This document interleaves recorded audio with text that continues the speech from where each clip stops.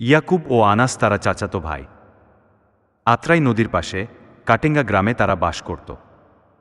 ইয়াকুবের বয়স 4 বছর, আনাস তার থেকে 2 বছরের ছোট। ইয়াকুব একটু শান্ত স্বভাবের হলেও আনাস ছিল চঞ্চল ও দুরন্ত স্বভাবের। বিকেল হলেই তারা খেলতে ছুটে চলে যায় খেজুর বাগানে। গ্রামের আরও অনেক বাচ্চারা আসে তাদের সাথে খেলতে। আনাস একদিন লক্ষ্য করে দেখল গাছে একটা পাখির বাসা, সেখানে 2টো ডিমও ছিল।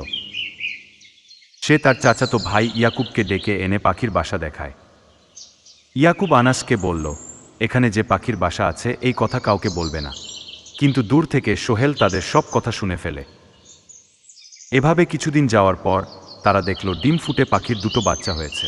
তারা পাখির বাচ্চা দেখে অনেক খুশি হয়ে যায়।